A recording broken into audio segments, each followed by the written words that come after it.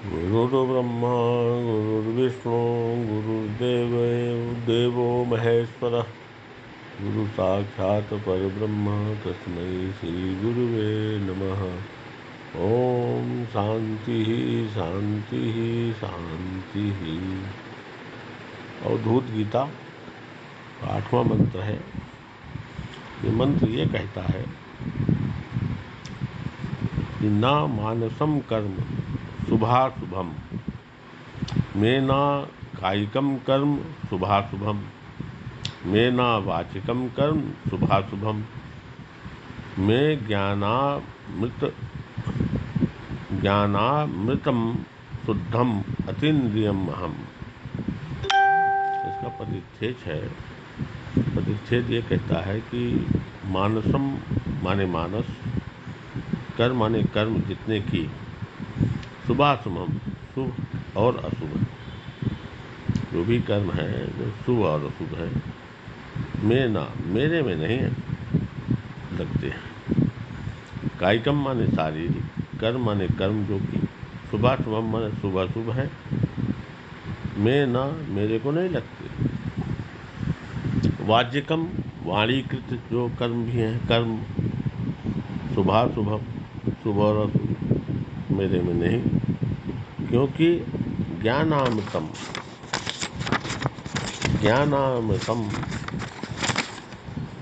ज्ञान रूपी अमृत शुद्धम शुद्ध और अतंद्रिय इंद्रियों से अविषय अहम माने मैं हूँ। अगर इसको पूरे ढंग से इसके परिच्छेद को लिया जाए, कहता है कि मानस जितने की शुभ और अशुभ हैं मेरे को नहीं लगते। शारीरिक जो कि शुभ अशुभ कर्म है मेरे को नहीं लगते। वाणीकृत कर्म भी शुभ अशुभ मेरे नहीं है, क्योंकि ज्ञान रूपी अमृत शुद्ध और इंद्रियों का अविषय मैं ही। अब दत्तात्रेय जी कहते हैं मनुस्मृति में कायिक, वाचिक और मानसिक ये 3 कर्म लिखे। शारीरिक जितने की अच्छे बुरे कर्म होते हैं उनका नाम कायिक है, और वाणी करके जितने अच्छे बुरे कर्म होते हैं उनका नाम वाचिक है, और मन करके जितने अच्छे कर्म बुरे होते हैं वो मानसिक कर्म है। तो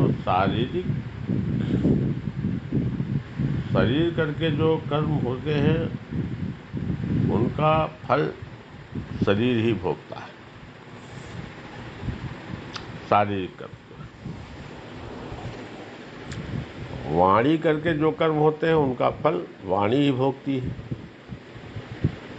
मन करके जो अच्छे बुरे कर्म होते हैं उनका फल पुरुष मन करके ही भोगता है, क्योंकि अज्ञानी पुरुषों का इनके साथ अध्यास होता है। इस वास्ते वह शारीरिक आदि के कर्मों को करने में मानते हैं।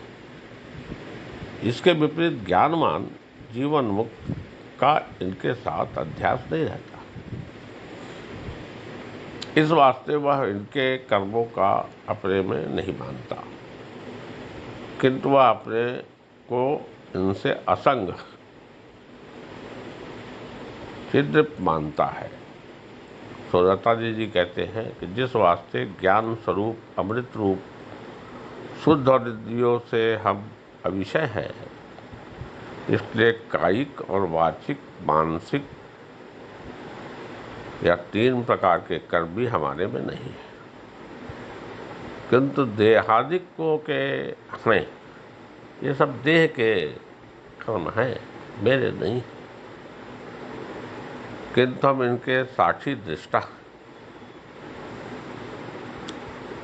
जब तक शरीर विषयवान है, विद्यमान है,